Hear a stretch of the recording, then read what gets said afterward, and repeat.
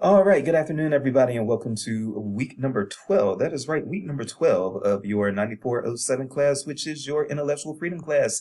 As always, I'm your professor, Dr. Jace K. Austin, and today what we'll be doing is a very quick state of the course update. And from there, we will just have a few words basically about filtering. I don't have too much to say. I actually think that this week's readings take care of what needs to be said on that issue. So I'm going to let you all get into the readings, but I do want to just offer a few state of the course updates and then a few words on this week's topic, and then I'll let you go. I do not anticipate this one being over 15 minutes, and of course you can speed it up. All right, so let's get into that state of the course update first. The most important thing to know, of course, is that we do have a sync session coming up next week. That's going to be your last sync session. It's coming this next Wednesday, November the 16th, starting at 7 p.m. Central, and that is going to be our debates. We are going to be listening to our debaters, and actually it'll be next week when I am going to use the video to kind of lay some ground rules. Oh yeah, next week is next week. We don't do a video because we have a sync session. Okay, so I guess I am doing that this week. Let's go ahead and lay some of the ground rules that are going to happen with the debate now. So that is what's going to probably take up a lot of this 15 minutes here. So first things first, when it comes to, no, I do have rules for the participants as well. But I do have some audience rules, and so those are what I'm going to get out for you all right now. All right, so we've got some rules here that I am asking the audience to abide by. So let's take a look at some of these here. Actually, the first rule, actually it appears I just have one numbered rule in my protocols here, but it's number 5 here, and so we're going to talk about that. Audience members will be allowed during our debate, which will be handled through Zoom.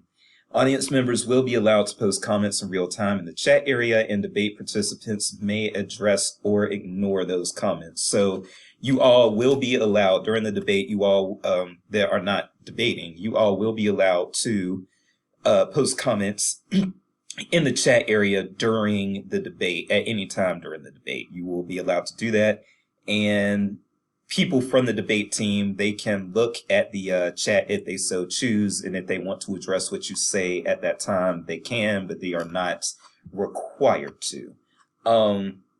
Audience members will not be allowed to privately message debate participants, and this will be communicated to the audience. So I am going to tell you that right now. Do not try to private message any of the debate participants. They have to stand on their own arguments. Both sides have teams of 4, so between the 4 of them on each side, they should have enough evidence and enough arguments and things to back their arguments up that they don't need external help from the audience. So you are not allowed to privately message the debate participants and give them tips or anything like that, give them suggestions or anything like that to create an unfair advantage. Do not do that, okay? While audience members may make comments in real time that the debaters do not have to respond to, debaters will have to respond to questions from the audience during the questions from the audience segment. So there will be a questions from the audience segment, and that is going to be during the it's going to be a little 20-minute mark between 7:55 and 8:15 p.m. Central Time on next Wednesday. That will be when both myself and the audience can ask questions of the debate participants, and you can ask debate participants on both sides or either side. So you can direct your question to the pro hate speech protected by the First Amendment side. You can direct comments specifically to the group that opposes hate speech being protected by the First Amendment, or you can ask your question or make your comment to both sides, okay, and have both sides answer. So that will be the time that you will be able to speak, and they will not be allowed to ignore you. But at other times during the debate proceedings, if you put something in the chat, they do not necessarily have to address what you said in the chat at that time. But some other things that are kind of going to be more commonsensical. Um, don't insult the debate participants while they are debating. So you are not allowed to insult them in the chat. You're not allowed to unmute yourself and interrupt them during the chat, no matter how much you do or do not agree with what they're saying. Or I should say during the debate, you're not allowed to unmute and interrupt. You're not allowed to put insults in the chat. We're going to try to, of course, this can't be a positive vibes only sort of situation, given that it is a debate and it is a debate about hate speech. But at the same time, I am going to try to steer you all more toward the positive. And one other thing that we're going to do, there's going to be a Qualtrics survey that will be distributed either the night of or the day after. And I'm going to have all of you, or I'm going to request that all of you, I know that all of you probably aren't going to do it, but I'm going to request that everybody who is in the audience fill out the Qualtrics survey. It should take no more than 15 minutes to complete, and just give your thoughts of who won the debate and what you think went well and what you think didn't go well during the debate and all those things. So that Qualtrics survey will be distributed probably either the night of the debate or the day after the debate. Okay, so that's something that you can use to kind of assess and give feedback to the debate participants as well as to me about who you think won the debate and those sorts of things. All right, so yes, I'm looking for good audience behavior with the debate next week. I do not want you all to do anything that's a distraction or a disturbance to what the debate participants are doing. Please remember that the debate participants are working very, very hard on what they're doing. And it takes a lot of spine. It takes a lot of bravery to actually get in front, even on Zoom, to get in front of people and debate a point on a contentious subject. And to, it's very, I'm just going to put it as it's very nerve-wracking and very anxiety-producing, even for those who do it all the time. A lot of times they still need to be, even politicians sometimes need to be coached and need to get into a good mindset before going on stage and participating in a debate. So if you haven't done it, especially, please be respectful of those who volunteered to do it this time. And please do not say or do anything that might cause them to lose confidence or to not do their best, because what I do want is a situation in this class where everybody is wanting everybody else to do their best, okay? If you have any other questions about audience conduct during the debate, you are more than welcome to ask me. You can put it in the discussions area of the chat, or you can email me, austinj@missouri.edu, anyplace, anytime, anytown, and I will get back to you and let you know what you need to do from there. But I am looking forward to the debate. I'm going to check in with the debate participants this week just to make sure that things are going fine. And if they are, then we are going to have a good time next week. You will be allowed next week. Of course, the debate participants aren't going to want to do this. But for those of you in the audience, yes, you can totally have a beer, have some wine, have a snack during the debate. Just make sure, again, that you're not being a distraction. And that includes, if you're eating chips or something like that, definitely make sure that your microphone is muted. If you're doing something that's going to be messy, please turn your camera off. I do want your cameras on if at all possible, just so that I know that you're not just logging in and then leaving the computer so you get full credit. I do want to see you all's faces, but if you're stuffing your face with a jelly donut and jelly is getting all over your face and you know that that's going to distract your classmates, then by all means, turn your camera off, okay? And I think that's all that I have to say about the debate and the conduct that I'm looking for during the debate.